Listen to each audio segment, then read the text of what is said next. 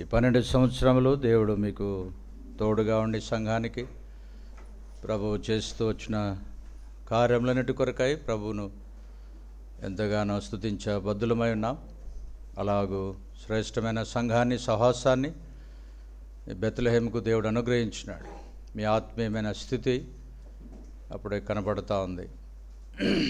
మరి మహిమలో ఉన్న తన దాసుడు బాబురాంకులు గారే, మీ సహపాఠి సంఘ పెద్దలు, ఇక్కడ సహకరిస్తున్న జయకరణ లాంటి వారు, సంఘము మిమ్మల్ని చూడడము, మీ మధ్యలోకి రావడము దేవుడిచ్చిన గొప్ప అవకాశాన్ని బట్టి ప్రభుని ఎంతగా నేను కూడా గణపరుస్తూ ఉన్నాను. మా కొరకు, మా కుటుంబము, సేవ పరిచయ కొరకే కూడా మీ ప్రార్థనలో ఎడతెగక జ్ఞాపకము చేసుకోనండి.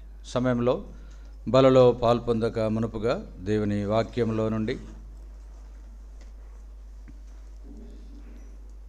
మొదటి కొరింథీయులకు రాసిన పత్రిక 11వ అధ్యాయం, మొదటి కొరింథీయులకు రాసిన పత్రిక 11వ అధ్యాయము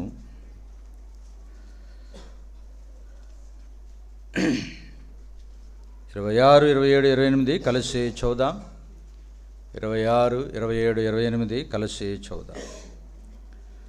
మీరు ఈ రొట్టెను తిని ఈ పాత్రలోనిది త్రాగునప్పుడల్లా ప్రభు వచ్చే వరకు ఆయన మరణమును ప్రచురించుదురు. కాబట్టి ఎవడు అయోగ్యముగా ప్రభు యొక్క రొట్టెను తినునో లేక ఆయన పాత్రలోనిది త్రాగునో వాడు ప్రభు యొక్క శరీరమును గూర్చియు రక్తమును గూర్చియు అపరాధి యగును. మరొక భాగం జ్ఞాపకం చేసుకుందాం. హెబ్రీయులకు రాసిన పత్రిక, హెబ్రీయులకు రాసిన పత్రిక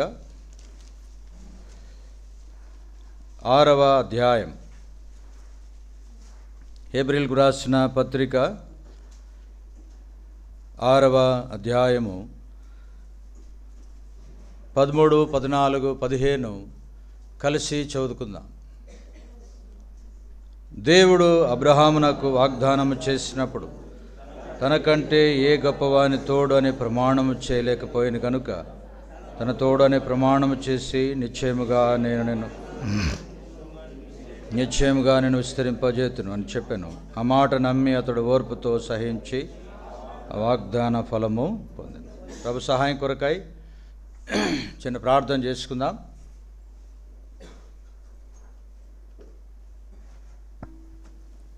ప్రియమైన పరలోకమందున తండ్రి, ప్రాంతంలో మీరు ఏర్పరచుకున్న బెత్లెహేం కొరకై మీరు జరిగిస్తూ వచ్చిన గత దినాల కార్యక్రమాలన్నిటి కొరకై 12 సంవత్సరముల వరకు గ్రద్ద రెక్కల మీద మోసుకొని వచ్చినట్లుగా బిడ్డలని మీరు వాడుకుంటూ వచ్చిన దాసులేమి, సంఘానేమి, ప్రజలనేమి, పరిచరులన్నిటి కొరకై మీ మంచితనాన్ని బట్టి మీకు స్తోత్రములు. అయ్యకు దాసును నేను కూడా పాపముల చేత, అపరాధముల చేత పడి చచ్చిన స్థితిలో ఉండగా మా పితరులు దాసత్వ గృహంలో ఉండినట్లుగా వారిని విడిపించడానికి రక్షకుని పంపినట్లుగా నా కొరకాయ, నా పాపములు, శాపముల కొరకాయ నన్ను మరణానికి అప్పగించక, నన్ను నాశనమునకు, గోతికి అప్పగించక ప్రభువా, నా జీవితంలో మీరు అనుగ్రహించిన ఈ రక్షణ, ఈ సంతోషం, ఈ ఆనందం, ఈ పాప క్షమాపణ కొరకాయ వందనాలు.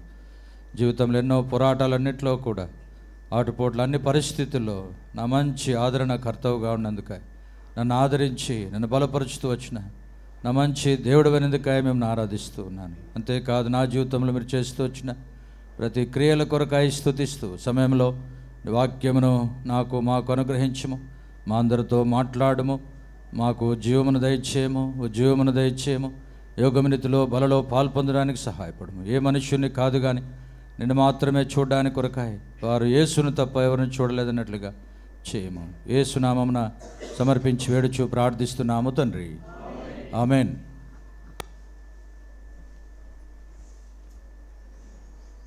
మరొక పర్యాయము ఈ మాటలు కలిసి చదువుదాం. హెబ్రీయులకు రాసిన పత్రిక 6వ అధ్యాయము 13, 14 వచనాలు కలిసి చదువుదాం. దేవుడు అబ్రహామునకు వాగ్దానము చేసినప్పుడు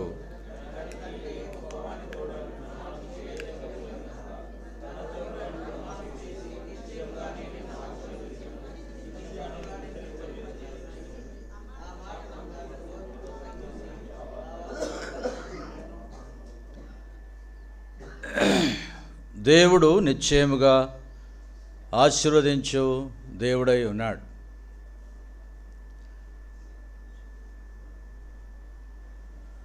దేవుని యొద్ద సంపూర్ణమైన ఆశీర్వాదము ఉంది. ప్రతి ఆశీర్వాదము కూడా అన్నిటింటే ప్రాముఖ్యమైనది. ఎఫెసీయులకు రాసిన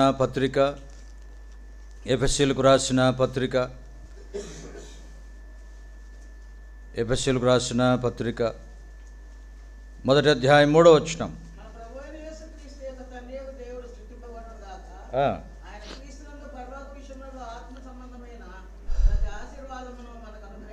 ప్రభు నీకిచ్చే ఆశీర్వాదం రక్షణతో పాటు సమస్తమును ఆయన ఇవ్వగలిగిన వాడు. మొదటి పేతురు రాసిన పత్రిక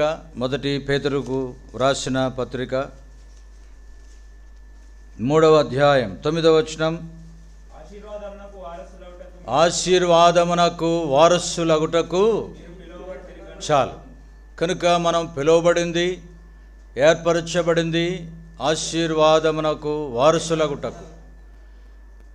ఆదికాండం మొట్టమొదటి అధ్యాయంలో దేవుడు వారిని కలుగజేసినది, సమస్తమును భూమి మీద వారిని ఉంచిన ఉద్దేశం వారు భూమిని నిండించి దాన్ని స్వతంత్రించుకొని వారు ఏలుబడి చేయాలి. పరలోకమందు దేవుడు ఎట్లు ఏలుబడి చేస్తున్నాడో ఒక్క ఆదాము భూమిని అంతా కూడా ఏలవలనని, సంపూర్ణమైన ఆశీర్వాదము పొందవలనని దేవుని యొక్క అపారమైన కోరిక, ఉద్దేశమై ఉన్నది.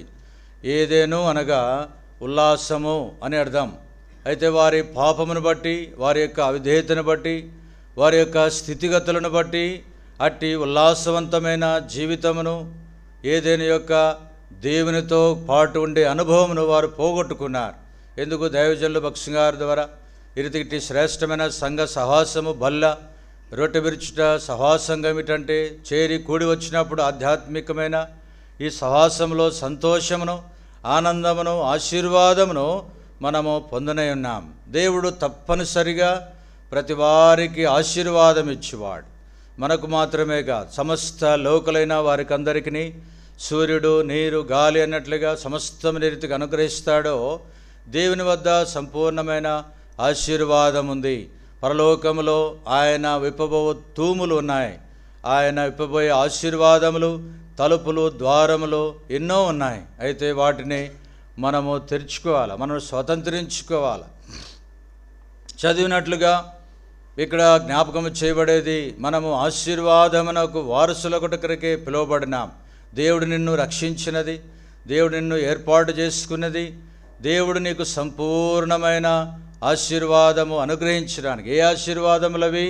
రక్షణతో పాటు పరలోకములో ఉండే ఆశీర్వాదములు, భూమి మీద ఉండే ఆశీర్వాదములు, పితరుల ద్వారా వచ్చే ఆశీర్వాదములు.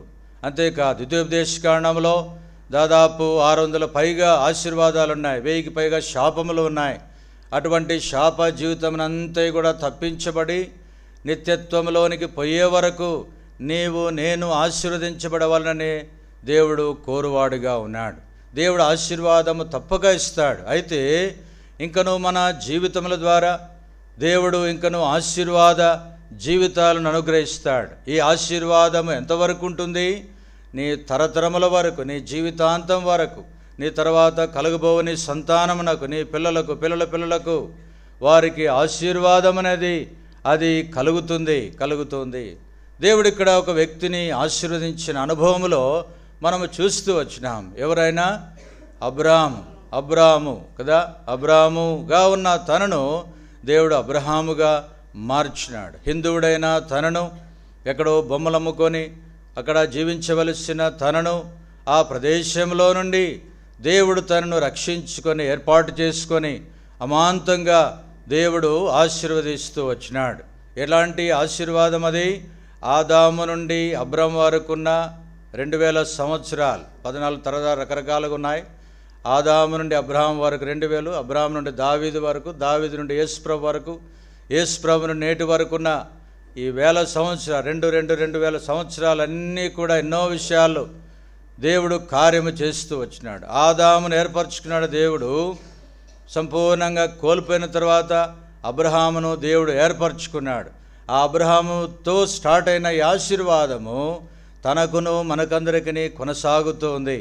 అయితే ఈ ఆశీర్వాద దీవెనలన్నీ కూడా అబ్రహాము స్వతంత్రించుకున్నాడు. ప్రభు నిన్ను నన్ను రక్షించుకున్నది ఈ నూతన సంవత్సరంలో కూర్చున్న ప్రతి వ్యక్తి, ప్రతి ఒక్కరు, పిల్లవాళ్ళతో మొదలుకొని వృద్ధాప్యంలో ఉన్న నేను కూడా ఆశీర్వాదములు పొందాలని దేవుని యొక్క ఉద్దేశం. ఆశీర్వాదములు ప్రతి ఒక్కరికి ఎంతో సంతోషకరంగా ఉంటుంది. అయితే అబ్రహాము తన జీవించిన ఆధ్యాత్మికమైన జీవితం ద్వారా, దేవునికి నమ్మకమైన జీవితం జీవించడం ద్వారా ఆశీర్వాదాలన్నీ పొందుకుంటూ వచ్చినాడు.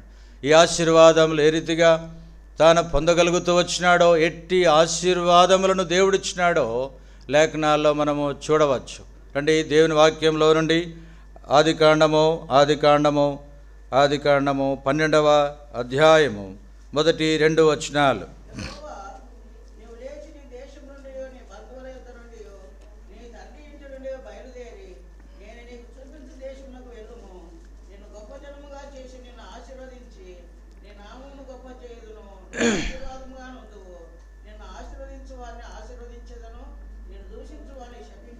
చాలు.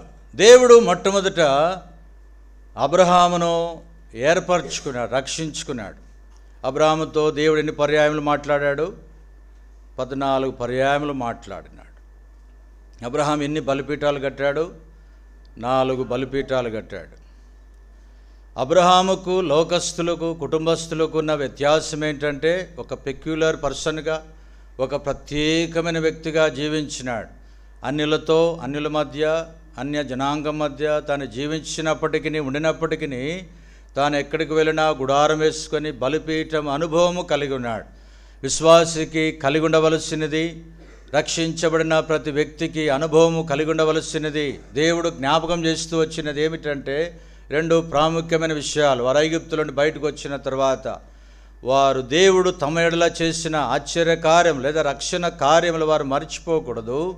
రెండవది, ఈ యొక్క సున్నతి కలిగితూ వచ్చిన లేదా ఈ బలర్పణతో కూడుకుంటూ వచ్చిన ఈ సన్నిధి రొట్టెల అనుభవమును వారు నిత్యము తింటూ రావాలి. విశ్వాసికి ఉండవలసినది ఏమిటంటే ప్రతి ఆదివారమున తప్పనిసరిగా దేవుని ఆరాధించాలి అన్నవారు ఇందాక జ్ఞాపకం చేస్తూ, ఎప్పుడో 31st నైట్కి ఆరాధించని వారు మిగతా వారంటే ఎంతో సంతోషం అనిపించింది. ప్రతి ఒక్కరికి సమయము అనుకూలత చేయడం అనేది.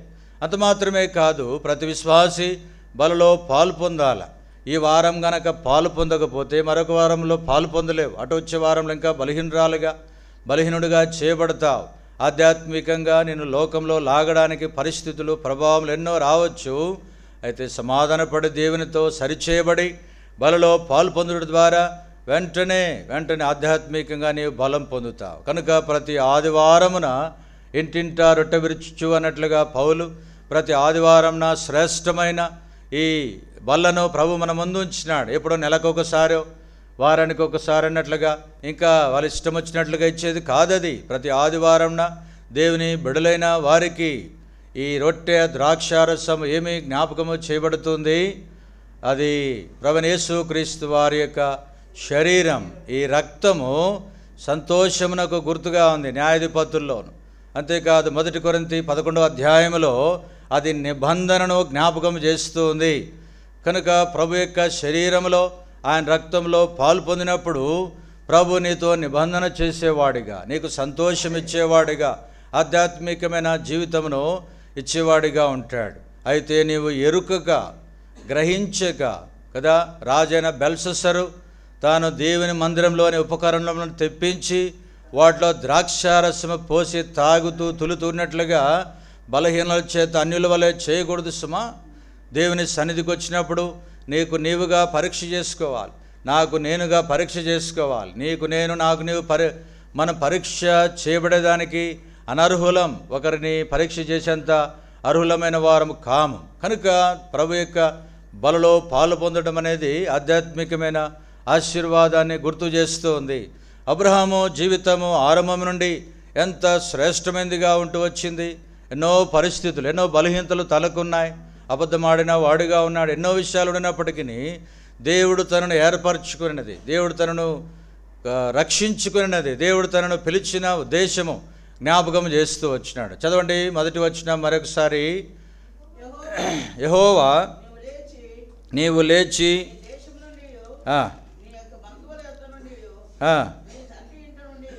చాలు.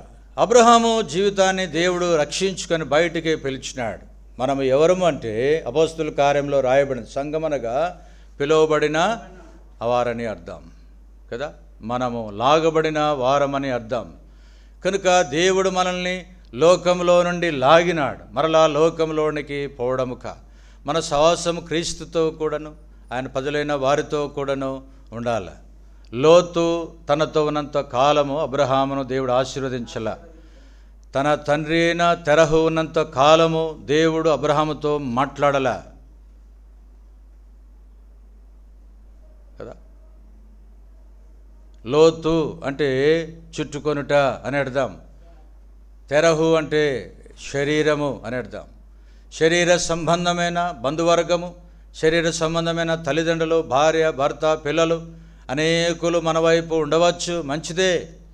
అయితే ప్రత్యేకంగా దేవునికి నీకు ప్రభుని రక్షించిన తర్వాత వ్యక్తిగతంగా ఉంటాడు. భార్యాభర్తలు ఇద్దరు కలిసి పండుకొని ఎందురు, ప్రభు వచ్చినప్పుడు ఒకరు అంటే దాని అర్థం ఏంటంటే ప్రభుతో వ్యక్తిగతమైన ఉండాలని. అందరిని విడిచిపెట్టి, అమ్మా నాన్న విడిచిపెట్టి, తల్లిదండ్రులు అత్తమామలు విడిచిపెట్టి, ఇతరులను విడిచిపెట్టి పోవాలని కాదు, కానీ వారందరికంటే ఎక్కువగా దేవుడు ఇక్కడ మొట్టమొదట జ్ఞాపకం చేస్తూ ఉన్నాడు, మాట్లాడుతూ ఉన్నాడు. అబ్రహామా, నీవు బయటికి రా.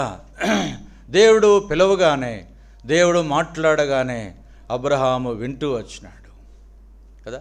సింప్లిసిటీ, ఒబీడియన్స్ అంటే ఏంటంటే దేవుడు మాట్లాడుతానే వెంటనే విధేయత చూపించాలి. యోనా దేవుడు మాట్లాడినాడు, తన పని తాను జరిగించుకున్నాడు. అదే పని కదా, 3వ అధ్యాయంలో వాని కొరకై గొప్ప మత్స్యమును రేపవలసి వచ్చింది, గొప్ప సముద్రమును లేపవలసి వచ్చింది కదా.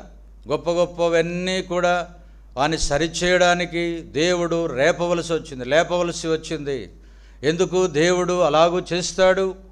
మనల్ని సరిచేయడానికి, మనల్ని చక్కడ చేయడానికి, మనలోని కలవరాలు, అభ్యంతరాలు, పోరాటాలు, ఉప్పొంగులు అవన్నీ కూడా దేవుడు ఎందుకు తీసుకొస్తాడంటే మనల్ని చక్క చేయడానికి, మనల్ని సరిచేయడానికి, మనల్ని బాగు చేయడానికి. రెండవది, యోబు గ్రంథంలో మనం చూడగలిగితే చుట్టూ గాలి వచ్చింది, ఆ ఇంటి మీద పడింది, కుమారులు చనిపోయినారు. దేవుని సాక్ష్యార్థమై, దేవుని మహిమార్థమై, దేవుడు తను మహిమ పరుచుకోవడానికి కొరకై దేవుడే కొన్ని మన జీవితాల్లో పరిస్థితులన్నీ కూడా అప్పగిస్తాడు. పౌలు అంటాడు, గాలి విస్తారముగా వచ్చింది, తర్వాత మెల్లనైన గాలి ద్వారా మేము కొట్టుకొని పోతుంది. కొన్నిసార్లు మన జీవితాల్లో ఆరాటాలు, పోరాటాలు అన్నట్లుగా తుఫానులు, గాలులు, అలలు అన్నీ వస్తాయి. వాటన్నిటి ద్వారా మౌనంగా ఉంటే ప్రభువే కార్యం చేస్తాడు కదా. మార్కు సువార్త 4వ అధ్యాయంలో యేసు ప్రభువారు తాను పండుకొనున్నాడు. ఎక్కడ? ఓడలో పండుకొనున్నాడు, పడవలో. బయటంతా కూడా తుఫాను, అలలన్నీ కూడా ఉన్నాయి. వాళ్ళు బెంబేలెత్తిపోయినారు. ప్రభు అన్నాడు, వారి విశ్వాసమును చూపించడానికి, వారికి దేవుడు తాను ఎవరో ఎరగడానికి కదా. దేవుడు కొన్ని పర్యాయములు ఎరగడానికి కొరకై, దేవుడు గ్రహించడానికి కొరకై మనము గ్రహించవలసింది. ఫరో ఎప్పుడు ఎరిగినాడు? తీర సముద్రం దగ్గరికి తీసుకుపోయి ముంచేంత సమయంలో, అయ్యో దేవుడు వస్తున్నాడు, వారితో దేవుడు వస్తున్నాడు. కనుక మన జీవితాల్లో ప్రభువే సమస్తమైన వాటిని, ఉప్పొంగును, గాలులను సముద్రంలో అణుచివాడని ఎరిగి ప్రభు దగ్గరికి వచ్చేంత వరకు, మొరపెట్టేంత వరకు ప్రభు అవన్నీ కూడా మన జీవితాల్లో అనుమతిస్తూ వస్తాడు. ప్రియమైన సహోదరుడా, సహోదరి, దేవుని ప్రజలమైన, దేవుని బిడ్డలమైన మనం మన జీవితాల్లో అనుమతించబడే పరిస్థితులన్నిట్లో కూడా దేవుణ్ణి ఎరుగుతూ రావాలి. ఊరకుండుడి, ఆయనే దేవుడని తెలుసుకొనడి. నువ్వు మౌనంగా ఉంటే దేవుడే నీ జీవితంలో కార్యం చేస్తాడు. ఇప్పుడు దేవుడు తనతో మాట్లాడినాడు అబ్రహాముతో, అబ్రహామా, నీవు నేను చెప్పు ప్రదేశమునకు వెళ్ళాలా. భక్సింగ్ గారి గురించి ఎన్నో విషయాలు జ్ఞాపకం చేయబడేది కదా. ఎక్కడికో చేయబడేది. లండన్కు పోయినాడంటే ఒకసారి, లండన్కు పొమ్మని చెప్తే కదా, మనమంటే మనకు చేత కదనుకోండి, ఆయన విశ్వాసానికి మన విశ్వాసానికి అది ఇంకా తగదుగా, మనం పోల్చుకోలేము కూడా. కనుక వెళ్ళమని చెప్తే, ప్రభా నిజంగానా అని ఒకసారి 2 సార్లు దేవుడు కన్ఫర్మ్ చేసుకున్నాడు. బయలుదేరిపోయిన తర్వాత, ప్రభా ఎక్కడికి పోవాలని ఎయిర్పోర్ట్లో కూర్చోనంటే వాళ్ళ స్నేహితుడు కనపడ్డాడు. అరే ఎక్కడికి వచ్చినావారు? ఇక్కడికి నీ గడ్డం లేదు, ఇంకొకటి లేదు, ఇంకొకటి లేదు. No, I don't know. దేవుడు నడిపించినాడు. స్నేహితుని దగ్గర పోయినాడు, అన్ని విషయాలు చెప్పినాడు. ఎవరున్నారని వచ్చినా ఈ ఊరిలో? ఇక్కడ చలి వాతావరణం ఏంది, స్నేహితులు లేరు, బంధువులు లేరు, వాళ్ళు లేరు, వీళ్ళు లేరు కదా. దేవుని మాటకు, దేవుడు మాట్లాడిన మాటకు విలువనిస్తూ వచ్చినాడు. మన జీవితాల్లో దేవుడు కోరుకునేది, ఇష్టపడేది చదవండి ఆ మాట. ఆదికాండము 26వ అధ్యాయం 26వ అధ్యాయము 5వ వచనం.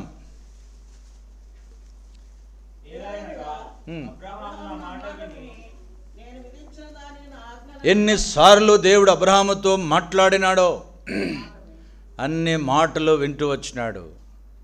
తాను కలిగి ఉన్న హాగరుని విడిచిపెట్టమంటే ఎంతో బాధ అనిపించింది, అయినా వింటూ వచ్చినాడు.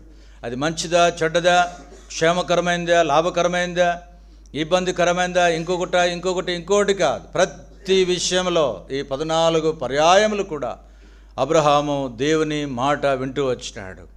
కనుక దేవుని మాట నీవు వింటూ రావాలి. గతసారి నేను చెప్పినట్లుగా, భక్సింగ్ గారు చెప్పినట్లు, దేవునితో మాట్లాడినప్పుడు అది చేయకపోతే రెండోసారి నీతో మాట్లాడ్డట. ఎందుకు చాలామందితో అధ్యాయాలు చదివినా దేవుడు మాట్లాడాడు.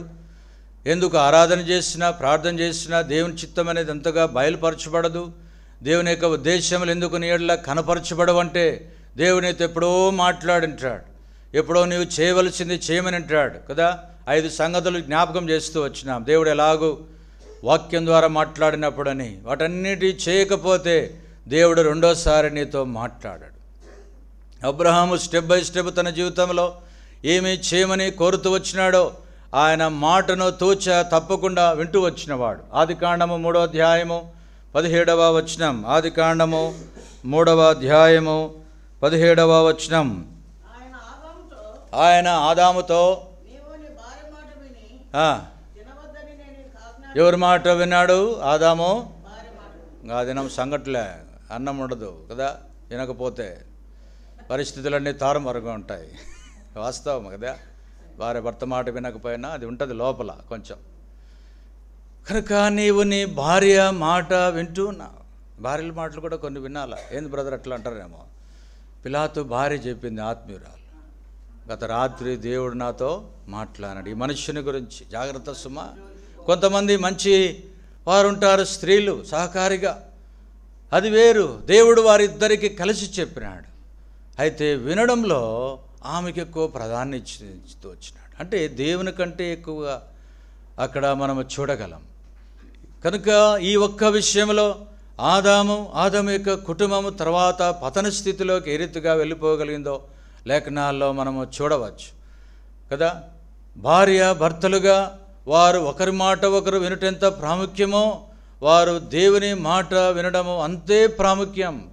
ప్రసంగి గ్రంథము 10వ అధ్యాయము 16, 17 వచనాలు. కాస్త త్వరగా స్పీడ్గా చదవండి దయచేసి. ప్రసంగి గ్రంథము. మిగతా వాళ్ళకు, దేశమా దాసుడు నీకు రాజయుండును,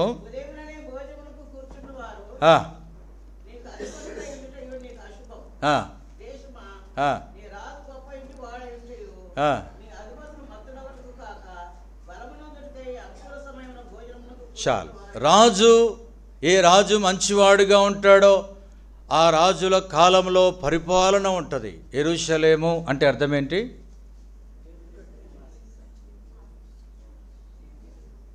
ఏంటబ్బా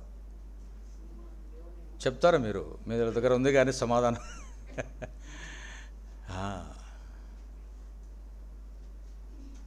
సమాధానకరమైన పట్టణము కూడా ఒకటి, షాలోమ్ అనేది, నమస్కారం చేయటం. సరే, కనుక జ్ఞాపకం చేయబడే మాట దేవుడు గుర్తు చేస్తూ వచ్చింది. ఏ రాజు సక్రమంగా పరిపాలన చేస్తాడో ఆ రాజుల కాలంలో, దావీదు పరిపాలించిన కాలమంతయు కదా, అలాగూ సొలొమోను పరిపాలించిన కాలమంతయు సమాధానకరం. కొంతమంది పరిపాలించిన రాజుల కాలం, ఇంటి యజమానుడు సరైన విధముగా ఉంటే కుటుంబం అంతయు సంతోషకరంగా, ఇంటి యజమానురాలు వారు సరైన విధంగా పరిపాలిస్తే కుటుంబం అంతయు కూడా సంతోష సమాధానకరంగా ఉండే జీవితాలు. యెషయా గ్రంథం 38వ అధ్యాయం మొట్టమొదటి వచనం. యెషయా గ్రంథము 38వ అధ్యాయం.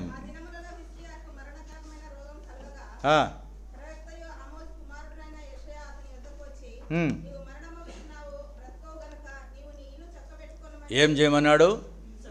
నీవు అది ప్రాముఖ్యం. వ్యక్తిగతంగా ఏ రాజు, ఏ మంత్రి, ఏ సేవకుడు, ఏ దేవుని బిడ్డ, ఏ విశ్వాసి తన కుటుంబ విషయంలో జాగ్రత్త వహిస్తారో అది ఎంతో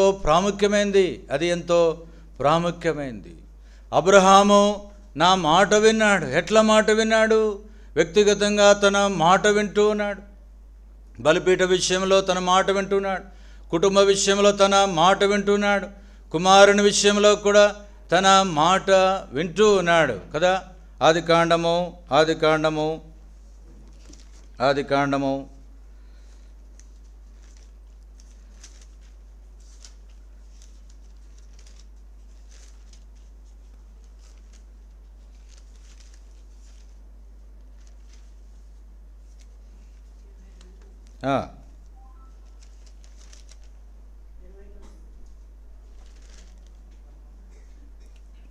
18వ అధ్యాయం 19వ వచనం. ఎట్లనగా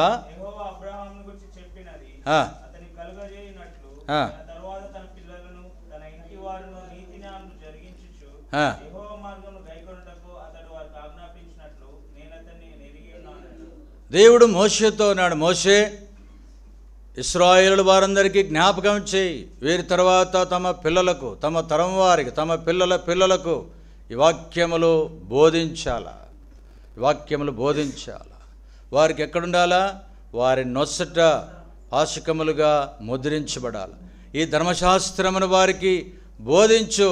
ఎందుకు? దేవుడు అంతగా వారిని భయంకరమైన పరిస్థితులు గుండా దేవుడు తీసుకొని వెళ్తూ వచ్చినాడు. న్యాయాధిపతుల గ్రంథం, న్యాయాధిపతులు 3వ అధ్యాయం, న్యాయాధిపతులు 3వ అధ్యాయము మొట్టమొదటి వచనం నుండి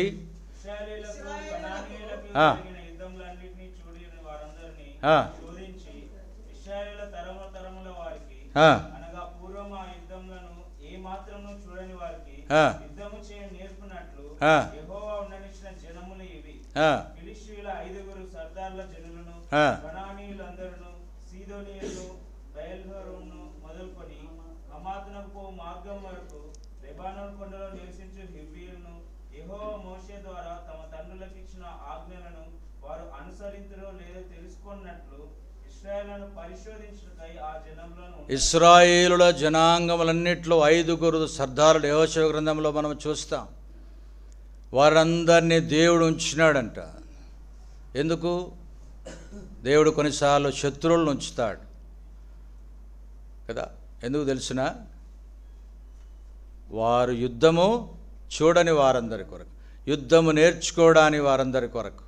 ఎట్లా నేర్చుకుంటారు? వారి మార్గ మధ్యంలో తమ తరములో, తమ పాత కాలంలో, తమ తరములో యుద్ధములు చూడని వారు, యుద్ధ నైపుణ్యత నేర్చుకొనని వారు, ఆధ్యాత్మికంగా నడవని వారు, ప్రార్థన అంటే, వాక్యం అంటే, సాహసం అంటే కదా రాబో తరమంతా కూడా ఎరుగని వారు యోసేపును తమ తరం వారు ఎరుగక ఉన్నారు. కనుకనే వారి కుటుంబం అంతటికి నష్టం. కనుక ఎందుకు దేవుడు నీ జీవితంలో ఇంత భయంకరమైన ట్రైనింగ్ ఇచ్చినట్లుగా శత్రువులను, పోరాటములను, అనారోగ్యతను, పరిస్థితులను దేవుడు ఎందుకు అన్ని విధాలుగా కలుగు చేస్తాడంటే నీకు ట్రైనింగ్ అవసరం. నువ్వు ఇంకా యుద్ధములను చూడలే, ఆటుపోట్లు చూడలే, ప్రతి పరిస్థితిని ఎదుర్కొండే భావమును నీవు గమనించలే. ఆరాధన చేయడం, ప్రార్థన చేయడం, ఏదో సామాన్యమైన విశ్వాసం కలిగి ఉండడం, వచ్చిమమ్మ పోతిమమ్మ ఆరాధన చేసి వందనాలన్న ప్రజలాడ కానీ పోవడమే ఉంటుంది.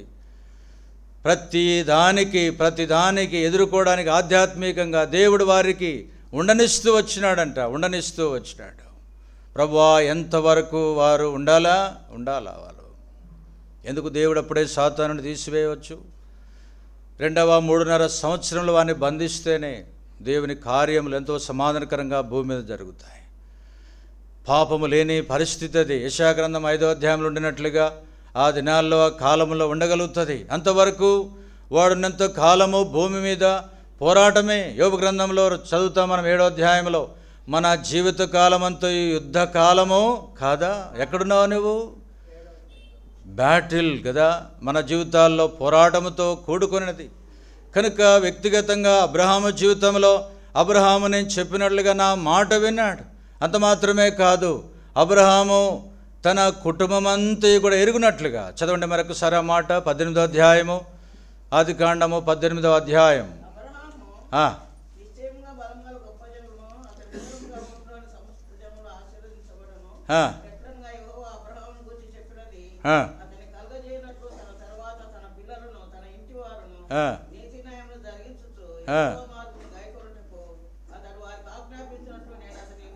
అబ్రహాము జీవితంలో ప్రతి మాట ఎరిగినట్లుగా అబ్రహాము తన పిల్లలకు ఏ రీతిగా బోధిస్తాడో ఆ విషయంలో నేను ఎరిగి ఉన్నా. ప్రియ సహోదరుడా, సహోదరి, నీ కుటుంబానికి నీవే బాధ్యుడవు, నీ పిల్లలకు నీవే బాధ్యురాలవు. నీ కుటుంబం రేపు దేవుడు నిన్ను అడుగుతాడు. నోవహు, నీ భార్య, నీ పిల్లలు, నీ కోడళ్ళు, నీ కుమారులు మీ కొరకై ఓడను సిద్ధపరచుకున్నాడు. పండుకొని నిద్రపోయినాడా? సిద్ధపరచుకున్నాడు. హిజ్కియా దేశాన్ని, లోకాన్ని, రాజరికాల్ని పరిపాలన చేసేది కాదు కదా. దానికంటే ప్రాముఖ్యంగా ఇంట గెలిచి రచ్చ గెలిచినట్లుగా కుటుంబాన్ని కట్టుకోవడం వ్యక్తిగతంగా ఆధ్యాత్మికంగా నేర్చుకో. నీవు, నీ పిల్లలు అన్నట్లుగా లోకస్తులు, ఇతరులు మనల్ని గురించి ఎవరు ఏమి అనకూడదు. అబ్రహాము తన వ్యక్తిగత జీవితంలో, నోవహు తన జీవితంలో, హిజ్కియా తన జీవితాన్ని సమకూర్చుకున్నట్టులో కదా. అబ్రహాము విషయమై నేను అతని ఎరిగి ఉన్నాను, తన కుటుంబం విషయమై ఏ రీతిగా కలిగి ఉన్నాడో. యోబు గ్రంథము మొట్టమొదటి అధ్యాయం, యోబు గ్రంథము మొట్టమొదటి అధ్యాయం 5వ వచనం. యోబు గ్రంథము మొట్టమొదటి అధ్యాయము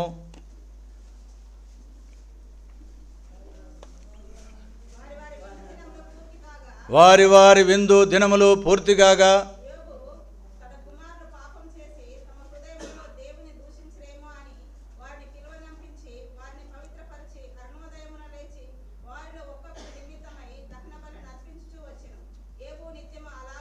యోబు నిత్యము'.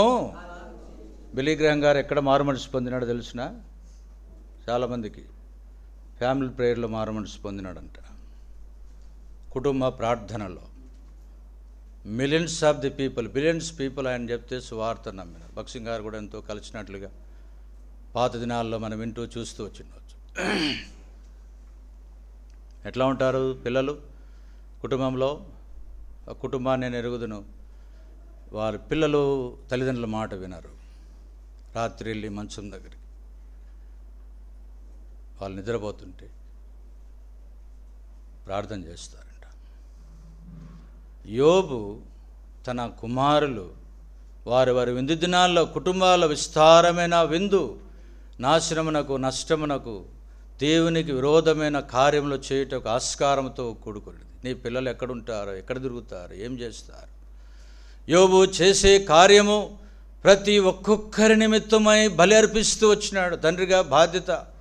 ప్రియ సహోదరుడా, సహోదరి, వ్యక్తిగతంగా నీ పిల్లల కోసమై తర్వాత చేతులు కాలేక ఆకులు పట్టుకునేది, నష్టపోయిన తర్వాత బాధపడేది కాదు. కానీ వారు చిన్ననాటి నుండి మొక్కగా ఉన్నప్పుడే వారు దేవుని భయభక్తుల యందు కదా ఎక్కడ పెంచాలా? దేవుని ఇంటిలో పెంచాలి. హన్నా దేవుని ఇంటికి వాడిని తీసుకొచ్చింది. వాడు ఏం చేశాడంట? వెంటనే వాడు అక్కడ, నీ పిల్లలు ఆరాధన చేస్తున్నారా? నీ పిల్లలు ప్రార్థన చేస్తూ ఉన్నారా?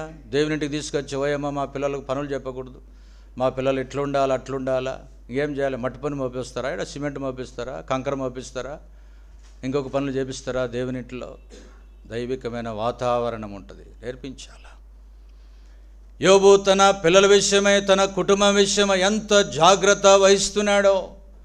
ఈనాడు అనేక కుటుంబాలు బయట వారితో మనకు అనవసరం, లోకస్తులతో అనవసరం, ఇతర సంఘస్థులతో మనకు అనవసరం. వ్యక్తిగతంగా దేవుడు నీకు ఇచ్చినది బాధ్యత. భార్యగా, భర్తగా, తల్లిదండ్రులుగా పిల్లల విషయమై దేవుడు నిన్ను ఒక దినం లెక్కడుగుతాడు. దేవుడు తమ కొరకై దేవుడు లెక్కడుగుతాడు నిన్ను. యెషయా అన్నాడు, యెహోవా నాకిచ్చిన పిల్లలను, నా కుటుంబమును సీయోను కొండ మీద. వాక్యం అంతా చెప్పొద్దులేండి, కొంచెం చెప్పండి చాలు కదా. దేవునికి మహిమార్థమై ఉండే సంఘము కుటుంబం పిల్లలు. నీ పిల్లలు ఎంతో దేవుని మందిరంలో వాడబడేది, దేవుని కొరకై జీవించేది, ఆధ్యాత్మికమైన వాతావరణంలో ఉండేది, ఎంతో సంతోషం. కనుక యోబు తన కుటుంబ విషయం ఎంత బాధ్యత వహిస్తూ ఉన్నాడు. అబ్రహాము జీవితంలో దేవుని మాట వ్యక్తిగతంగా వినడమే కాదు, భార్య వినడమే కాదు, శారా ఆయన మాట విని లోబడి జీవిస్తూ వచ్చింది. అంతేకాదు కుటుంబం అంతా కూడా పిల్లలు దైవికంగా ఉంటూ వచ్చినారు. నీ పిల్లలు నీ మాట వింటున్నారా? నువ్వు మొదట దేవుని మాట వింటే వాళ్ళు దేవుని, అదే సూక్ష్మంలో అన్నట్లుగా నేను దేవుని మాట వింటే ఆ సంఘం దేవుని మాట నా మాట వింటుంది కదా. దేవుని మాట మొదట నీ వినేది నేర్చుకోవాలి. వాడిని కొట్టి తన్ని గిచ్చి చేసి ఇంకా ఎక్కువ చేసినట్లుగా అనిపిస్తుంది. కనుక వ్యక్తిగతంగా దేవుని మాట వినడానికి కొరకాయ, నీవు వారి కొరకాయ నిత్యము నిత్యము కదా. ఎంతమంది కుటుంబాల్లో ఫ్యామిలీ ప్రేయర్ ఉంది? ఎంతమంది కుటుంబాల్లో ఫ్యామిలీ ప్రేయర్ ఉంది? సంతోషం చాలా, ఎందుకంటే పాత వాళ్ళు అనుభవజ్ఞులు ఉన్నారేడ. మంచిదది. ప్రతి ఉదయ సాయంకాలంలో వారు నలిగేది, ఏడ్చేది, సరిచేయబడేది, కుటుంబంగా భద్రపరచబడేది, సునాద గీతము వారి హృదయములలో నోట్లో ప్రవహించేది, విత్తనం వేయబడేది అక్కడే అక్కడే అక్కడే అక్కడే. నోయల్ బ్యారో గారని అనేక మంది, చాలామంది, కొంతమంది వాళ్ళందరూ కుటుంబ ప్రార్థనలలో అనేక మంది పెంచబడుగులతో వచ్చిన ఆత్మీయంగా. ప్రియ సహోదరుడా సహోదరి, విశ్వాసిగా దేవునింటికి వచ్చి పోవడం కాదు, కానీ దేవునింట్లో నీవు, నీ కుటుంబం, నీ పిల్లలు ఎంత భద్రపరచబడి ఆధ్యాత్మికంగా ఎదగగలుగుతున్నారు. నీ తరువాత నీ తరము ఆధ్యాత్మికంగా దేవుని కొరకై సిద్ధపరచబడాలి. యెహోవా నాకు ఇచ్చిన పిల్లలు సీయోను కొండ మీద ఉన్నట్లుగా ఉన్నారు కదా. కనుక అబ్రహాము దేవుని మాట వింటూ ఉన్నాడు. అబ్రహాము దేవుని మాట మొట్టమొదటిగా తాను వింటూ ఉన్నాడు. ఇర్మియా గ్రంథము 22వ అధ్యాయం, ఇర్మియా గ్రంథము 22వ అధ్యాయము 29వ వచనం. దేశమా దేశమా దేశమా ఎవరి మాట వినాలా? దేశము యెహోవా మాట వినాల. యజమానుడు దేవుని మాట వినాల, యజమానురాలు దేవుని మాట వినాలి, భార్య దేవుని మాట వినాలి, భర్త దేవుని మాట వినాలి, సంఘము దేవుని మాట వినాలా. ఏ దేశము దేవుని మాట విని లోబడతారో, గత రాత్రి జ్ఞాపకం చేసిన బ్రిటిష్ వారు దేవునికి లోబడి, దేవుని వాక్యము లోబడి జీవించినంత కాలం సస్యశ్యామలుగా ప్రపంచంలోని సమస్త దేశాలు వారు ఆక్రమించుకున్నారు. దేవునికి భయపడ్డాము, దేవుని వాక్యమునకు పక్కన పెట్టడం ఎప్పుడైతే జీవించినారో దేవుడు కూడా వారిని పక్కన పెడుతూ వచ్చినారు. సుసంపన్నమైన దేశాలు ఎందుకు ఆధ్యాత్మికంగా బాహ్యంగా దేవుడు దీవించగలుగుతూ వచ్చినాడు? అబ్రహాము సంచరించిన ప్రదేశాలన్నీ కూడా, కువైటు, బహ్రెయిన్, సలాల అనేక ప్రాంతములన్నీ కూడా ఎంతో విస్తారమైన ధనవంతమైన ప్రదేశాలుగా ఉండగలుగుతూ వచ్చినాయి. జ్ఞాపకం చేయబడే మాట, దేశమా దేశమా దేశమా యెహోవా మాట వినుము. ఏ దేశము దేవుని మాట వినదో ఆ దేశంపైకి దేవుడు ఉగ్రతను తీసుకొచ్చినాడు. ఆ దేశంపైకి దేవుడు తెగులు తీసుకొస్తూ ఉన్నాడు. ఆ దేశంపైకి ఏదో ఒక రకంగా తుఫానులు, పోరాటాలు, ఏయో విషయాలు ఎక్కడో ఉన్నాయి. ఎక్కడో పాపం చేసినావు, ఎక్కడో నీవు ద్వారా నీ కుటుంబం అంతా సఫర్ అవుతా ఉంది.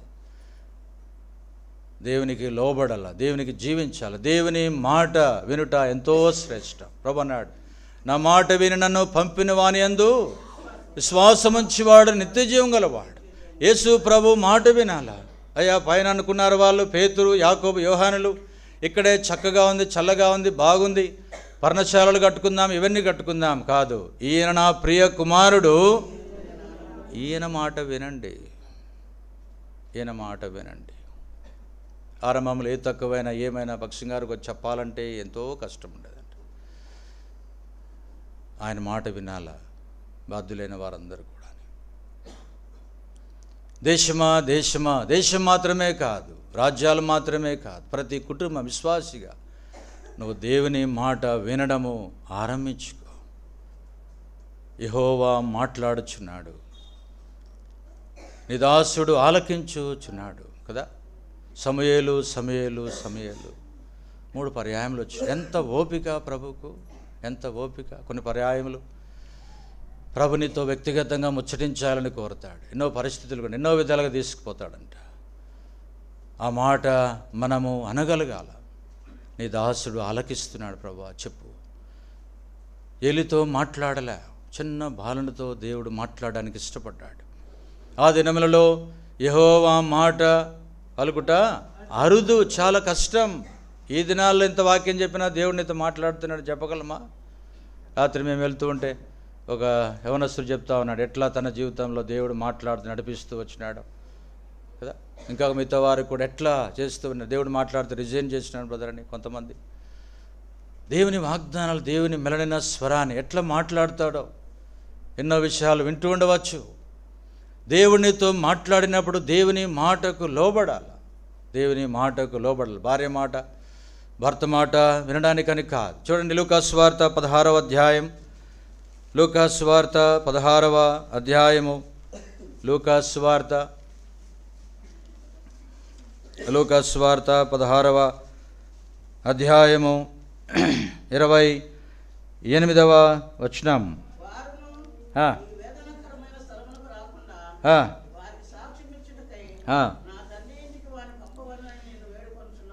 చాలు ప్రేమ వాళ్ళారా, ధనవంతుడు ఎంతో బాధపడుతున్నాడు. ఎక్కడ?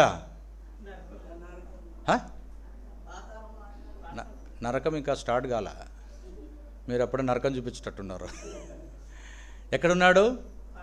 పాతాళం ఎక్కడుంటుంది? భూమి క్రింది లోకం పాతాళం. అంత ఆలోచన చేయాల్సిన అవసరం లేదు. పాతాళములో బాధపడుతూ వేదన పడుతూ ఉన్నాడు. ఇప్పుడు అడిగినాడు, అయ్యా ఇది వేదనకరమైన స్థలం, ఈ స్థలానికి రాకుండానట్లు మా ఇంటి దగ్గరికి పంపు నాయనా అన్నాడు. ఏమన్నాడు? లాస్ట్ వచనం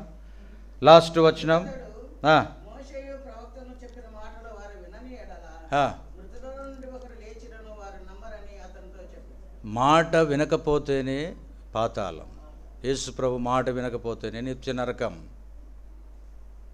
యేసుప్రభు వారు కలువరి శిలువలో సమస్తమును చేసినాడు. ప్రభుని అంగీకరించి సులువుగా ప్రభు రాజ్యంలో ప్రవేశించడానికి దేవుడు ఎంతో ద్వారమును తెరుస్తూ వచ్చినాడు. ప్రియ సోదరుడా సోదరి, దేవుని యొక్క అపారమైన ఉద్దేశము ఎంతో గొప్పదిగా ఉంది. వారును చెప్పిన మాటలు వినకపోతే నువ్వు ఉన్న స్థలానికే వారు కూడా వస్తారు. ఎందుకు అనేకులు ప్రభు దగ్గరికి రాకుండా ఉన్నారంటే దేవుని మాట వినకుండి ఆ స్థలానికి వెళ్ళేవారిగా ఉన్నారు. ఈ మధ్యాహ్న వేళలో ప్రభు నిన్ను జ్ఞాపకం చేసేది విశ్వాసిగా, దేవుని ప్రజగా, దేవుని దాసులుగా. అబ్రహాము దేవుని మాట విని దేశము, లోకము, ప్రపంచము, సర్వ రాష్ట్రములు, సర్వలోకమైన సన్నిధిని గడగడ వణుకినట్లుగా దేవుని మాట వినుట నీ జీవితంలో ఎంతో శ్రేష్టం. ప్రభు అన్నాడు, ఆయన మాట వినుట ఎంత మంచిది కదా. ఇంకెంతకంటే దేవుడు నిన్ను ఏమడుగుతాడు?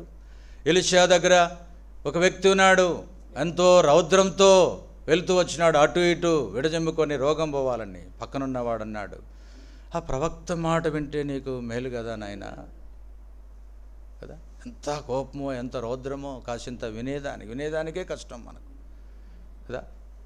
అన్ని ఫిష్లలో ఒక ఫిష్ కఠినమైనది ఏంటంటే సెల్ఫిష్ అంట కదా. అబ్రహాము అన్ని విషయాల్లో దేవునికి లోబడిన అనుభవంలో, లోబడిన జీవితంలో ఉన్నాడు.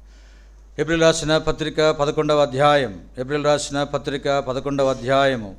8వ వచనం. అబ్రహాము పిలువబడినప్పుడు విశ్వాసమును బట్టి ఆ పిలుపునకు లోబడి. చాలు. రోమిలు రాసిన పత్రిక 4వ అధ్యాయం 18వ వచనం. రోమిలకు రాసిన పత్రిక 4వ అధ్యాయం 18వ వచనం.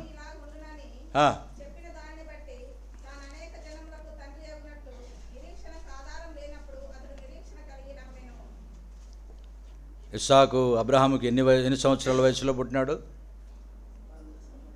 100 సంవత్సరాల్లో. అబ్రహాము విశ్వాసము రెండంతలుగా మనం చూడవచ్చు. సామాన్యమైన విశ్వాసం, మనం కూడా ప్రభు దగ్గరికి వచ్చేదానికి సామాన్యమైన విశ్వాసం ఉంచితే ప్రభు క్షమిస్తాడు, కడుగుతాడు. అంతేకాదు, అబ్రహాము జీవితము క్రియాపూర్వకమైన జీవితం, క్రియలతో కూడుకొనిన జీవితం.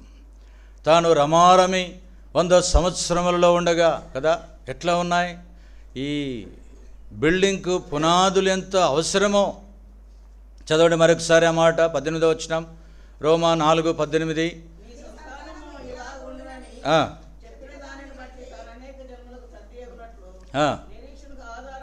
నిరీక్షణకు ఆధారం లేదు. పిల్లలు పుడతారన్న ఆధారం లేదు.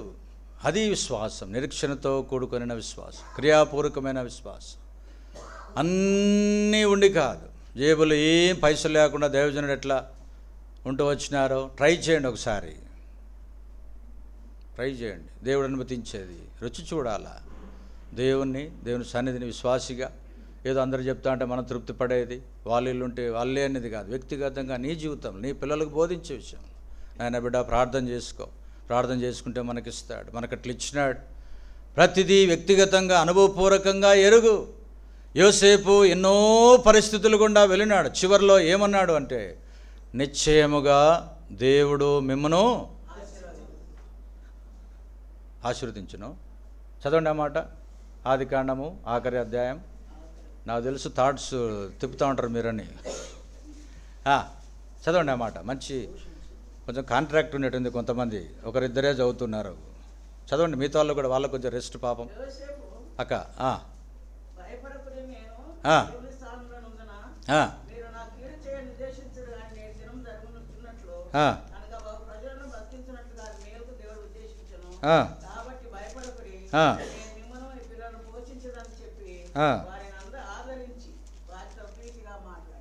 ఇంత వద్దులేక.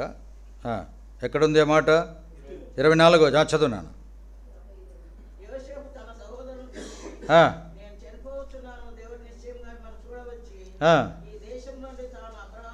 నిశ్చయముగా చూడవస్తాడు దేవుడు. దేవుడు మీకు తోడుగా ఉంటాడు, నమ్మకం ఉంటాడు. తాను జీవించిన సంవత్సరాలన్నీ కూడా, అబ్రహాము 25 years ఎట్లా ఉన్నాడో, దావీదుగా 20 years వెయిట్ చేస్తూ వచ్చినాడో, యోసేపు అన్ని సంవత్సరాలు ఎట్లా ఉన్నాడో, యాకోబు 20 సంవత్సరాలు ఎట్లు వ్యక్తిగతంగా తన ప్రదేశంలో ఉన్నాడో, తెల్లారికల్లా మనకు అన్నీ ఇన్స్టెంట్ కాఫీలా జరగాల. రాత్రి ప్రార్థన చేస్తే తెల్లారికల్లా అన్నీ జరిగిపోవాలా కదా. కొన్ని ప్రార్థనలు జవాబు రావు, కొన్ని వెయిట్ చేసి పడతాయి. నిశ్చయముగా దేవుడు మిమ్మల్ని చూడవస్తాడు. దేవుడు పంపినాడు, తన తగిన సమయంలో కార్యము చేస్తూ వచ్చినాడు. విశ్వాస జీవిత యాత్రలో ఎన్నో పోరాటాలు, ఎన్నో పరిస్థితులు, ఎన్నో విధానాలు అబ్రహాము జీవితంలో, అనేకుల జీవితంలో వచ్చినట్లుగా దేవుడిని విశ్వాసాన్ని కలిగే పరిశోధనలలో అన్నీ కూడా తీసుకువెళ్ళినప్పుడు మన విశ్వాసము ప్రభు వచ్చినప్పుడు ఎట్లా ఉంటుందంట? భూమి మీద నీ విశ్వాసము కనుగొననా. ఆరంభంలో రక్షించబడిన తర్వాత ఉన్నావే, నీ మొదట విశ్వాసమును, ఎఫెసీ పత్రికతో ప్రభు మాట్లాడుతా, నీ మొదటి విశ్వాసము నీవు కోల్పోయినావు. యు లాస్ట్ అయినవి చాలా ఉన్నాయి ప్రకటన గ్రంథంలో. దేవుని బిడ్డలమైన మనకు సంవత్సరంలో ఇంతవరకు ఎన్నో లాస్ చేసుకున్నావు నువ్వు. నీ డబ్బు కానీ, నీకున్న సమస్తమైన ఆరోగ్యం కానీ, నీ ఆలోచనలు కానీ, ఇంకోటి కానీ అన్నీ సమకూర్చబడు, నూతనపరచబడు, రిటర్న్ చేయబడు. దావీదు సమస్తమును సంపాదించుకున్నాడు. నీ జీవితంలో సంపాదించుకునేదేంది? వెతకాల, వెంటాడాల. సమాధానమును వెదకి వెంటాడము. అంతేకాదు, ఆ స్త్రీ పోగొట్టుకునేవన్నీ కూడా కష్టపడింది. పోగొట్టుకుని ఎక్కడ పోయినాయి? గొడ్డలి పోయింది కదా, వస్తువు పోయింది, బంగారు పోయింది, బైబిల్ అనేక పోయినాయి. వారు వెతికినారు, అయ్యా ఇది ఎరవు తెచ్చినది, గొడ్డలి పడిపోయింది. వెతికినాడు. ఎక్కడ పడిపోతివో, ఎక్కడ జారిపోయినావో, ఎక్కడ తొలగిపోయినావో, పడిపోయిన చోటు నీకు తెలుసు. పిల్లల్ని అడిగినంటే, డాడీ నేను ఇక్కడే పడ్డానని చూపిస్తాడు. నీకు తెలుసు నువ్వు ఎక్కడ పడిపోయినావు, ఎక్కడ జారిపోయినావు, ఎక్కడ తొలగిపోయినావో, ఏ విషయాల్లో ప్రభుకి విరోధంగా ఉన్నావు. ప్రభుకు చెప్పు, ప్రభా ఈ స్థలము నుండి నన్ను లేవనెత్తు, నా కుటుంబాన్ని లేవనెత్తు, నా జీవితాన్ని కట్టు, నా బ్రతుకును కట్టు. అదెంతో అవసరం. సరిచేయబడి బలలో పాలు పొందడం అవసరం. అబ్రహాము అట్లు తన విశ్వాస జీవితంలో కొనసాగినవాడు. ఆదికాండం 22వ అధ్యాయము, ఆదికాండము 22వ అధ్యాయము 12వ వచనం. ఆదికాండము. అప్పుడు ఆయన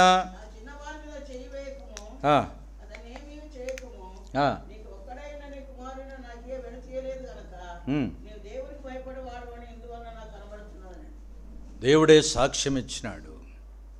మనకు భయం ఉంటే భక్తి ఉండదు, భక్తి ఉంటే భయం ఉండదు.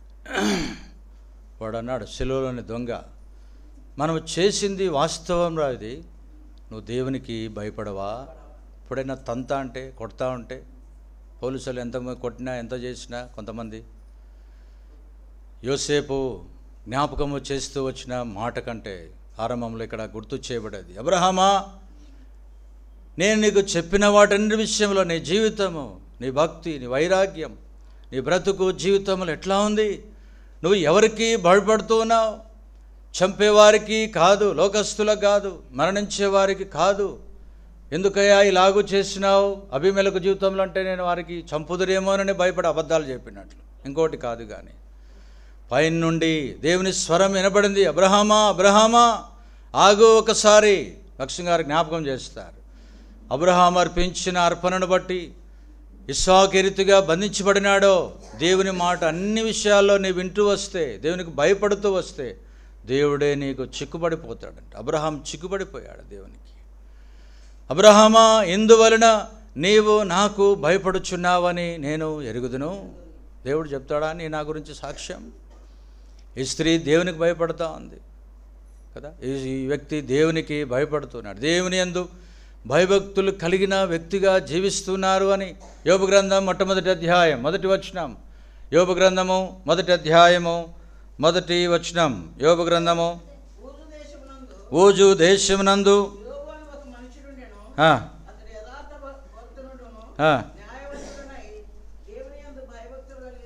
చాలు. ఊజు దేశము ఇర్మీయా గ్రంథంలో చాలా భయంకరమైన ప్రదేశం.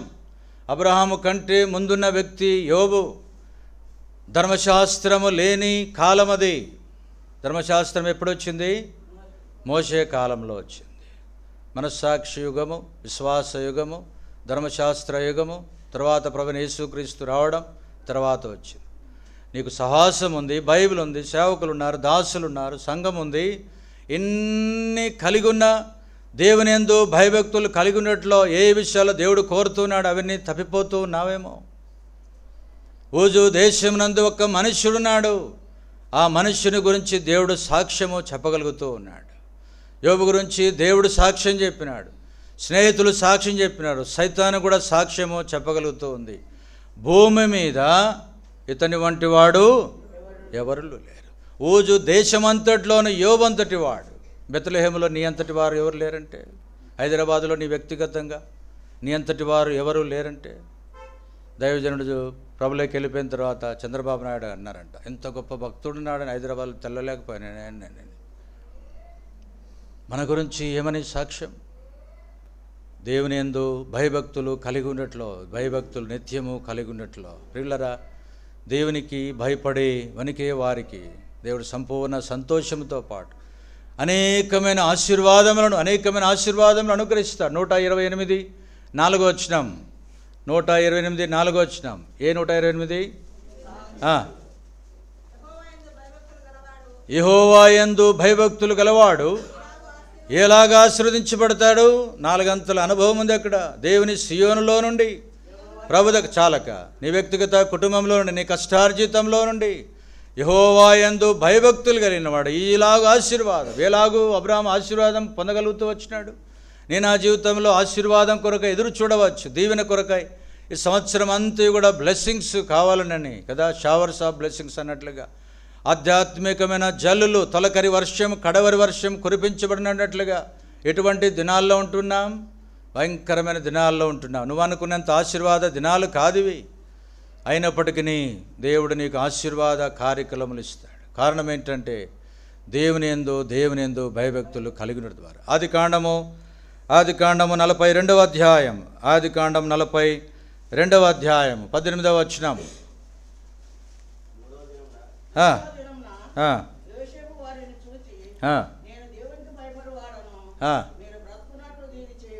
మూడు దినాలు పరీక్ష చేసినాడంట కదా యేసు ప్రభు కూడా. యోహాను సువార్తలో వారిని లాజరు విషయంలో పరీక్ష చేసి 3 దినాల తర్వాత పోదాంలేని. యెహోషువ గ్రంథంలో వారు 3వ దినమున యోర్దాన్ దగ్గర ఉన్నారంట. దేవుడు పరీక్ష చేసినారంట. 300 మందిని తీసుకుపోయి దేవుడు పరీక్ష చేసినాడంట న్యాయాధిపతుల్లో. సరే, అది ప్రక్కన పెడితే యోసేపు అన్నాడు, నేను దేవునికి భయపడేవాడు. మీకు కాదురా భయపడేది, అన్నలదమ్ములకు కాదు, చంపుతారేమనే కొడతారేమనే మళ్ళా వచ్చినారా నాయన నాశన పుత్రులు అన్నట్లుగా కాదు, కానీ నేను దేవునికి భయపడేవాడను కదా. ఎవరికి భయపడుతున్నాడు? తన రాజ్యంలో రాజుకు, ప్రజలు అనేకులున్నా ఎట్లుండాలో ఒక దాసుడు అందరి దగ్గర మన్నన పొందడానికి ఎంతో మంచి చెడులు చేసి అబద్ధాలు అవి కుయుక్తులు చేసి కదా, ఎక్కడ ఉన్నవారో పని చేస్తున్నట్టే కువైట్లో ఏం పని చేస్తున్నారో చెప్పరు కదా, ఆడ నుంచి సగం దూరం వచ్చిన తర్వాత సెంట్ వేసుకొని వచ్చేస్తారు. మంచి భయంకరమైన ప్రదేశంలో అక్కడున్న కల్చర్ కానీ, అక్కడున్న పద్ధతులు కానీ, లోకానుసారమేది కానీ, పాపము కానీ ఏది కూడా అంటనీయకుండగా తన జీవితం అంతయు కూడా దేవుని భయభక్తులందు కాపాడుకుంటూ వచ్చినాడు. వితౌట్ లా, వితౌట్ ధర్మశాస్త్రం, సహవాసం లేదు, సంఘం లేదు, బోధించేవారు లేరు, ఆత్మీయంగా నేర్పించేవారు లేరు, బోధకులు లేరు, ఎవరు లేని ప్రదేశంలో యోసేపు అంతగా బ్రతకగలిగితే, యవనస్తుడా, దేవుని బిడ్డ, ఎంతగా నీవు దేవుని యందు భయభక్తులు నేర్చుకోవాలి, ఎంతగా దేవుని యందు భయభక్తులు నేర్చుకోవాలి. అబ్రహామా, ఎందువలన నీవు నాకు భయపడు వాడవని నేను ఎరుగుదును. ఐ నో దేవుడు నిన్ను ఎరుగుతున్నాడా, దేవుని యందు భయభక్తులు కలిగిన వాడు అని. యెషయా గ్రంథము 41వ అధ్యాయం, యెషయా గ్రంథము 41వ అధ్యాయము 8వ వచనము.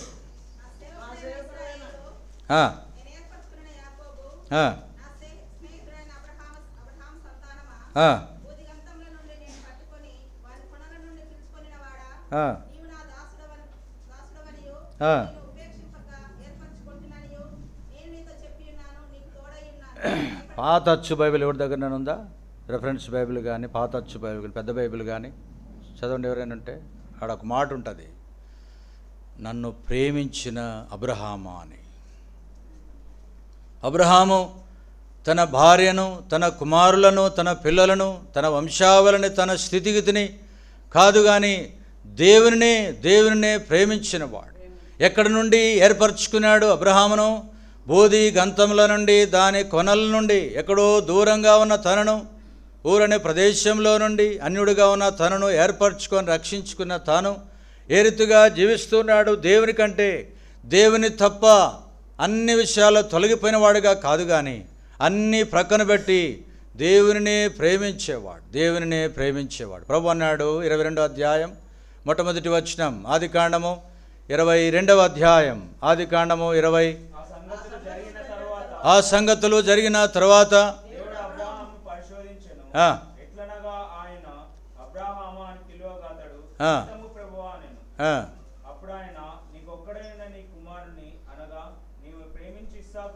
చాలు ప్రియులారా, హృదయం తరుక్కుపోయే సన్నివేశం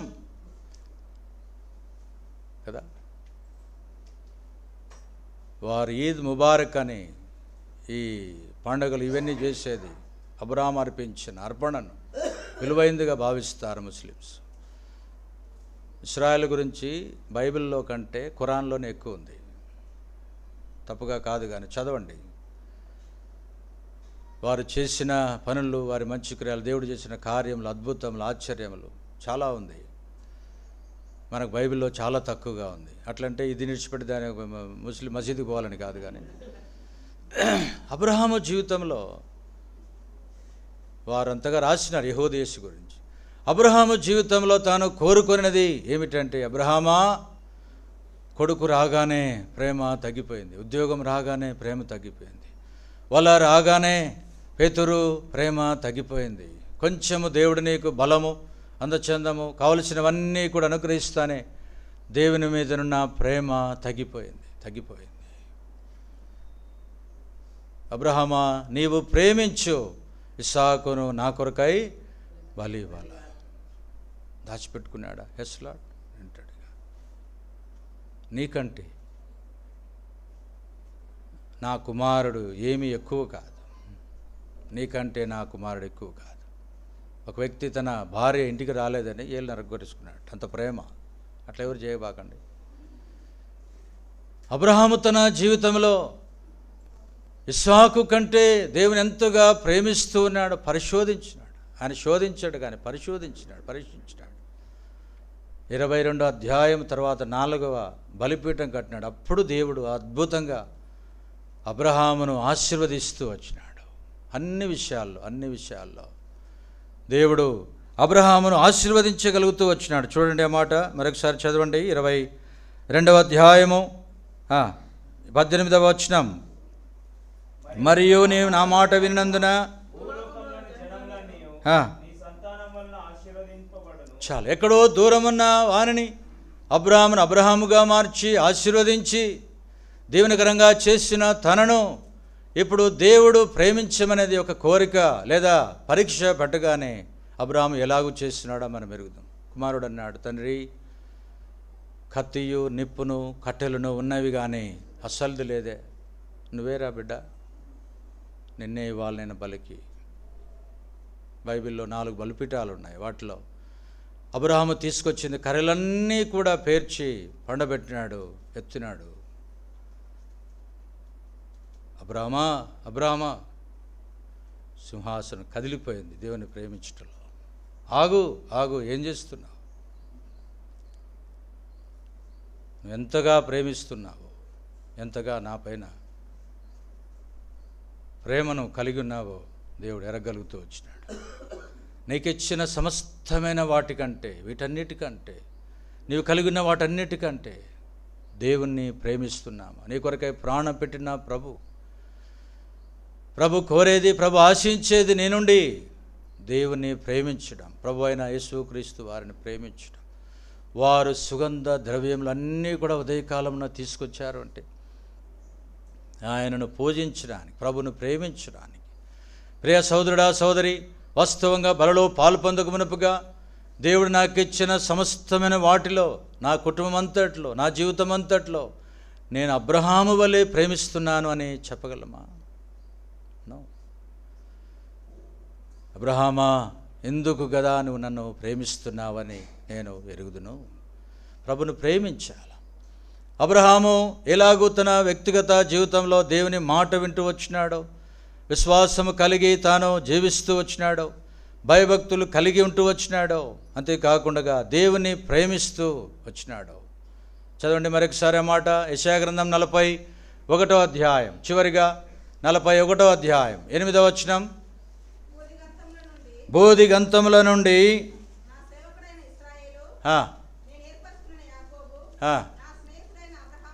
అబ్రహాము ఎవరంట? వన్ అండ్ ఓన్లీ దేవునికి ఒక్కడే స్నేహితుడు, ఒక్కడే స్నేహితుడు. యాకోబు రాసిన పత్రిక 2వ అధ్యాయం 23వ వచనం. యాకోబు 2:23 చదవండి. అబ్రహాము దేవుని నమ్మెను,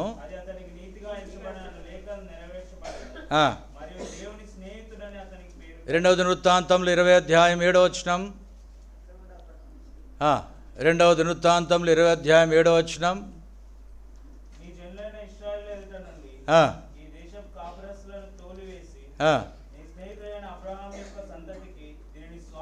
ప్రేమిన వాళ్ళారా, యెషయా గ్రంథంలోని యేసుప్రభువు వారి పుట్టిక, యేసుప్రభువు వారి యొక్క రాకడ అనేక జనులు ఎరగగలిగినట్లుగా దేవుడు జ్ఞాపకం చేస్తూ వచ్చినది. అబ్రహాము దేవుని స్నేహితుడు. యాకోబు పత్రికలోని మాటలన్నీ కూడా స్వయాన యేసుప్రభువు వారి స్వంత తమ్ముడు, శరీరకంగా పుట్టినవాడు ఈ మాటలు తెలియజేస్తూ ఉన్నాడు ఇశ్రాయేలులందరికీ. అంతేకాకుండా 2వ దినవృత్తాంతములు మనం చదువుతూ వచ్చినాం 20వ అధ్యాయం 7వ వచనంలో వారన్నాడు, నీ స్నేహితుడైన అబ్రహాము సంతతికి శాశ్వతముగా ఇచ్చేవాడు. ఏ దినమున దేవుడు ప్రమాణం చేసినాడో దేవుడు దానిని తూచ తప్పకుండా నెరవేర్చగలుగుతూ వచ్చినాడు. ఏమని వారు ప్రార్థన చేయగలరు, ఏమని వారు ఎత్తిపట్టగలరు, ఏమని వారు దేవుని సన్నిధికి ఇశ్రాయేలులు రాగలరు అంటే ఒకటే మాట, నీ స్నేహితుడైన అబ్రహాము సంతతికి నీవు ఇస్తానన్నావే. అబ్రహాము దేవునికి స్నేహితుడుగా చేయబడ్డాడు. అంటే ఫ్రెండ్ కదా.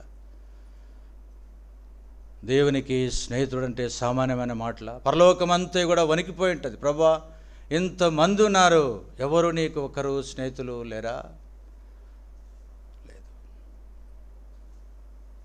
18వ అధ్యాయం ఆదికాండము 18వ అధ్యాయం ఆదికాండము 18వ అధ్యాయము ఆదికాండము 18వ అధ్యాయము 17వ వచనం.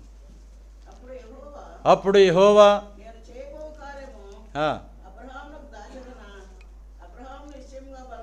ఎక్కడికి పోతున్నావు ప్రభా? భూమి మీదకి. ఎవరి దగ్గరికి? అబ్రహాం దగ్గరికి పోవాలా. లోతు దగ్గరికి రాకముందు అబ్రహాం దగ్గరికి వచ్చి, లోతు మనకు కాదు ఇప్పుడు కదా. అబ్రహాము అబ్రహాము యొక్క జీవితం దగ్గరికి ప్రభు జ్ఞాపకం చేస్తూ వచ్చినాడు. What can I hide the things of, అబ్రహాముకు చెప్పకుండగా, అబ్రహాముకు వివరాలన్నీ చెప్పకుండగా, పరలోక సంగతులన్నీ, పరలోక విషయాలన్నీ, చేయబోయే కార్యములన్నీ, చేయబోయే మంచివి కానీ చెడ్డవి కానీ అన్నీ కూడా నా స్నేహితునితో పంచుకోకుండా ఎట్లా నేను దాచిపెట్టాలా? దేవునితో చెప్పుకోలేనటివి, తల్లిదండ్రులతో చెప్పుకోలేనటివి, బంధువులతో చెప్పుకోలేనటివి ఎవరితో చెప్పుకుంటారు? మీరు చెప్పాలి. యవనస్తులే, మీ ఫ్రెండ్స్ లేరా? తెల్లవారుదులైనా మాట్లాడుకుంటారు కదా. దేవుడు కూడా అదే, నా స్నేహితుడైన అబ్రహాము దగ్గరికి నేను వెళ్ళాలా? సంగతులన్నీ సొదొమ గొమొర్రాది కానీ, రాబో సంతానము కానీ, ఆకాశ నక్షత్రముల గురించి కానీ, పరలోకం విషయాలు కానీ అన్నీ నా స్నేహితునితో నేను మాట్లాడాలా? ఎట్టి అర్హతను తాను పొందగలుగుతూ వచ్చినాడు కదా. ఎంతగా దేవుడు ఆశీర్వదించగలుగుతూ వచ్చినాడు, ఎంత ఆశీర్వదించుతూ వచ్చినాడు. చదవండి ఇప్పుడు హెబ్రీయులకు రాసిన పత్రిక 6వ అధ్యాయము 13వ వచనం.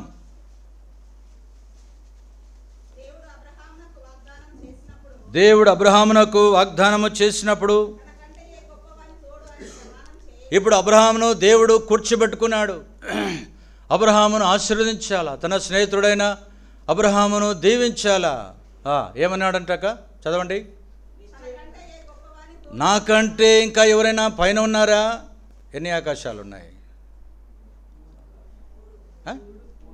7 ఆకాశాలు ఉన్నాయి కదా. 7 ఉన్నాయి మొత్తం. సరే, తనకంటే ఇంకా ఎవరైనా పైవారు ఎవరైనా ఉన్నారా? ఇప్పుడు ఆకాశాల గురించి కాదు కానీ అబ్రహామును దీవించే విషయంలో, ఆశీర్వదించే విషయంలో నా స్నేహితుని నేను అపహారముగా దీవించాను. తనకంటే ఎవరైనా చదవండి తర్వాత మాట.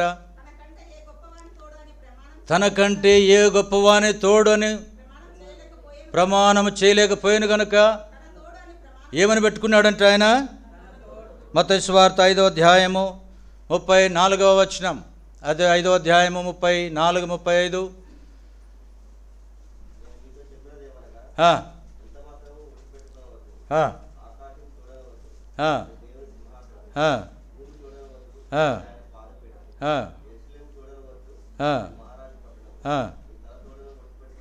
దేవుడు ఏమని చెప్తున్నాడు అబ్రహాం విషయంలో? ఎంతగా ఆశీర్వదించాలని కోరుతూ ఉన్నాడు. అబ్రహామా, ఆకాశ నక్షత్రాల వలె, ఇసుక రేణువుల వలె ఒక సామాన్యమైన ఐడియల్ వర్షిప్గా ఉన్న తనను దేవుడు రక్షించుకొని ఏర్పాటు చేసుకొని స్నేహితునిగా భూమి మీద ఒక నరుణ్ణి చేసుకొని ఈ స్నేహితుని ఆశీర్వదించుటలో, అబ్రహామా నిన్ను నేను ఎట్లా ఆశీర్వదిస్తా? నా తోడు అబ్రహామా. ఎవరి తోడు పెట్టుకున్నాడు దేవుడు? తన తోడని పెట్టుకు. యెరూషలేము తోడని పెట్టుకోవద్దు, అది మహారాజు పట్టణం. ఆకాశము తోడని ఒట్టి పెట్టుకోవద్దు, ఆయన సింహాసనం. భూమి తోడని ఒట్టి పెట్టుకోవద్దు, అది పాదపీఠం. నీ తోడని ఒట్టి పెట్టుకోవద్దు. ఇన్ని చెప్పిన దేవుడు అబ్రహాం దగ్గరికి వచ్చినప్పుడు నిశ్చయముగా అబ్రహామా, ప్రామిస్ అంటారు కదా, ప్రామిస్ నిశ్చయముగా అబ్రహామా నా తోడు ఆశీర్వదించినాడు. ఎట్లా ఆశీర్వదించినాడు? ఎంతగా ఆశీర్వదించినాడు? భూమి మీద ఉన్న సమస్తమైనవన్నీ కూడా ఆధ్యాత్మికంగా ఆశీర్వదించుతూ వచ్చినాడు. చూస్తారా? చూడండి, లూకాసు వార్త 16వ అధ్యాయం అన్న కూడా ఇందాక ఆ మాట జ్ఞాపకం చేస్తున్నాడు. లూకాసు వార్త 16వ అధ్యాయము, లూకాసు వార్త 16వ అధ్యాయము 22వ వచనం.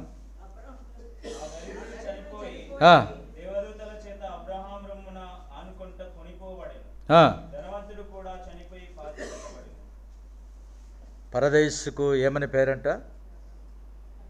పరదేశ్ ఎక్కడుంది? మా ఊరిలో ఉందా? అబ్రహాం దగ్గర ఉందా? 2వ కొరింథీయులకు రాసిన పత్రిక 12వ అధ్యాయం చదవండి. 2వ కొరింథీ 12వ అధ్యాయం 3వ వచనం లేదా 2-3 వచనాలు.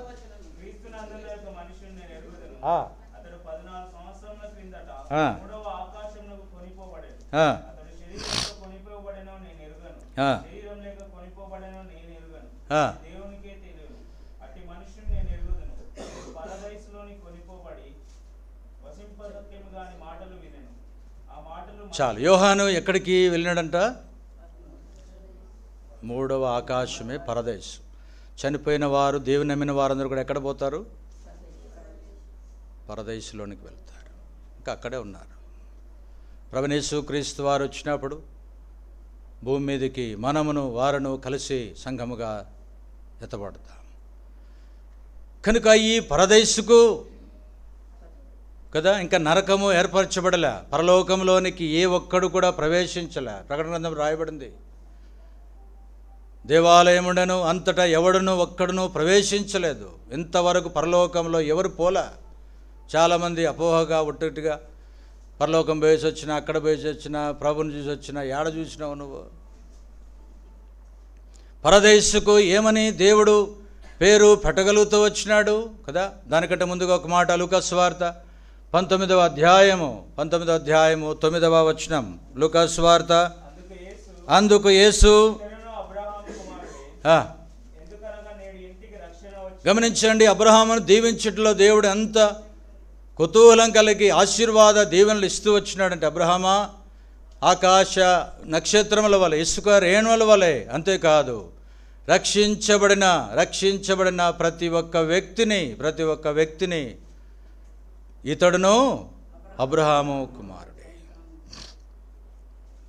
దేవుడు ఎలాగో చేసినాడంటే, అబ్రహామును ఎలాగో చేసినాడంటే పరలోకానికి ఒక కేంద్రంగా చేసినాడు. అబ్రహాము విశ్వాసులందరికీ తండ్రి, రక్షించబడే ప్రతి వారికి కూడా ఒక కేంద్ర మూలం. అబ్రహామా, నీ ద్వారానే, నువ్వు తప్ప, నువ్వు లేకుండగా. 1వ అధ్యాయం మత్తయి సువార్త 1వ వచనం. మత్తయి సువార్త 1వ అధ్యాయము 1వ వచనం.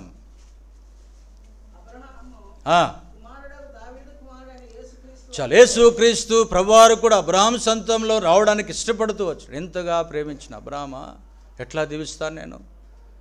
పరలోకం పోవాలంటే కేంద్ర స్థానము కంటే ప్రాణం పెట్టినడని కాదు, కానీ అబ్రహాము యందలి విశ్వాసము వలననే ఇతడును అబ్రహాము యొక్క చేరికలో చేర్చబడినట్లుగా